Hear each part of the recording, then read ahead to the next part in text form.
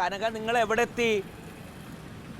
എടാ ആ തിരിവ് കഴിഞ്ഞിട്ട് ആ സുരേന്ദ്രൻ മുതലാളിയുടെ തുണിക്കടല്ലേ അതിന്റെ ഇപ്പുറത്തുള്ള ആക്രി കട എത്തിയാ? ആ അങ്ങോട്ട് വാ.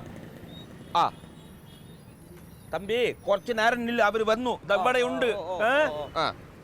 അതെ അളയാ, ഇതിപ്പോ അമ്മാവന് കട തെറ്റിയത് ഞാൻ കൊടുക്കാതെ ഒരു തമിഴനാ. അത് തമിഴ്നാട്ടിൽ പോയി കാണും.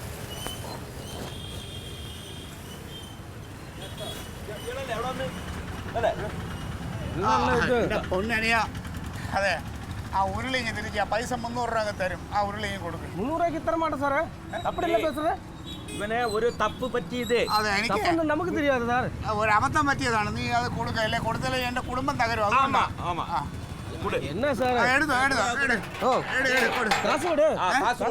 300 രൂപ കൊട്. 300 രൂപ. 300? ஆமா 300 ரூபாய்க்கு தானே. 300 ரூபாய்க்கு கிடைக்காது சார். 300 கிடைக்காது. 3000 ரூபா. தம்பி அத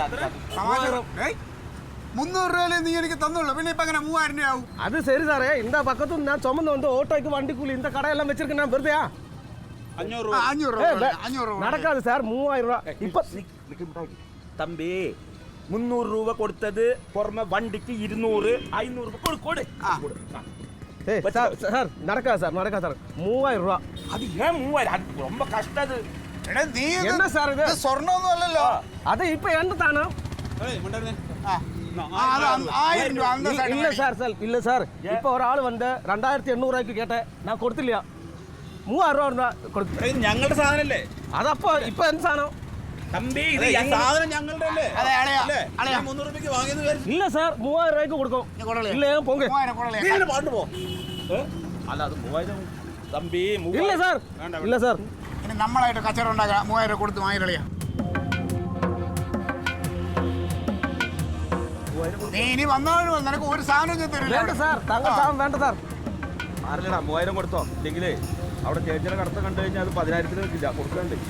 3000 രൂപ കൊണ്ടങ്ങോട്ട് അവിടെ കൊണ്ടുതാ. കൊണ്ടൊന്നുമില്ല, കൊണ്ടുപോകും സാർ. എന്ത് മാറ്റം നല്ലത് വീട്ടിൽ കൊണ്ട് തരാൻ. നീ പറഞ്ഞ പൈസ ഒന്നുമില്ലേ? അല്ലെ ഒരു കാര്യം ചെയ്യും, നമുക്കേ ഒരു ഓട്ടോറിക്ഷ വിളിച്ചാൽ 10-200 രൂപ അതുകൂടെ കൊടുത്ത് അതിലും കൊണ്ടുപോവാം. ഒന്നും വേണ്ട, പിന്നെ നമ്മൾ ഇവിടെ മുതൽ വീട് വരെ നടക്കും നമ്മൾ. അതൊക്കെ മോശമളിയാ. ഇനി ഇത് ആര്? ഞാനാ? ഇത് എന്റെ വാർഡിലാണ്. അടുത്ത വർഷം ഇലക്ഷന് എനിക്ക് വോട്ട് ചെയ്യാനുള്ള എന്റെ അണികളാണ് ഇതെല്ലാം. നിന്നെ ഞാൻ ഈ നാട്ടുകാരുടെ മുമ്പിൽ വെച്ച് മൊത്തം നാറ്റിക്കും. അത് നിനക്ക് വേണോ? അത് കാണണോ? കാണണോ? അതെ, ഒരു 300 രൂപയ്ക്ക് വേണ്ടിട്ട് വീട്ടുകാരെ അറിയേണ്ട പാത്രം വരെ കട്ടോല.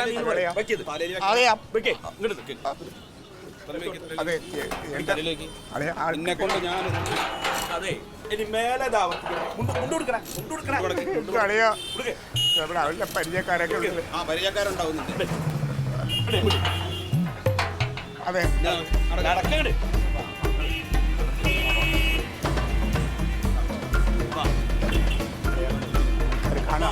ഒരു കാര്യം ചെയ്യാം, ഇവിടെ അങ്ങോട്ട് ക്രോസ് ചെയ്തിട്ട് പോകാം. അല്ല അതിലേ പോകണ്ടല്ലോ, ഞാൻ നമുക്ക് ആൾക്കാർ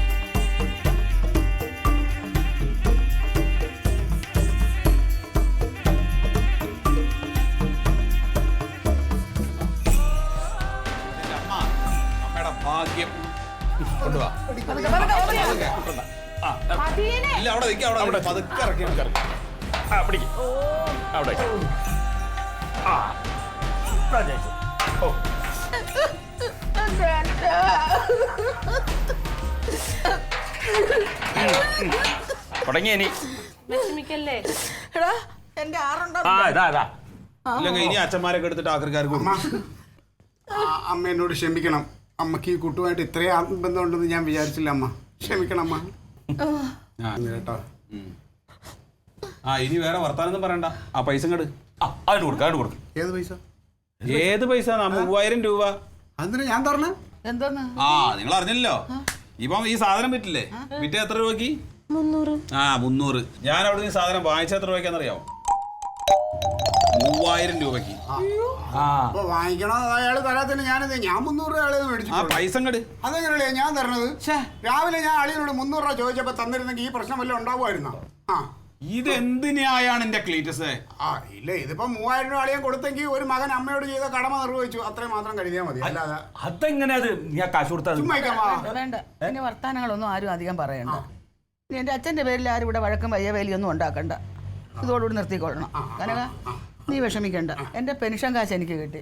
എന്നാ ഇത് 8000 രൂപയുണ്ട്, നീ പിടിച്ചോ. എന്നാ നിനക്ക് 2000. അല്ല, ഈ കുട്ടും അവനല്ലേ 3000 രൂപ എടുത്തെടുത്തത്. അതുകൊണ്ട് അമ്മ മകനോടുള്ള കടമ ചെയ്തത്ര. എന്ത് വരുമാനെ? അത് മതിയാടാ, ഇപ്രാവശ്യം നിനക്ക് അത് മതിയാ. ആ കുട്ടും പിടിക്കും. ഇനി ഇത് അവിടെ നിന്ന് വെക്കണ്ട, പിടിക്കും. അവനെ കൊണ്ട് പിടിക്കില്ല.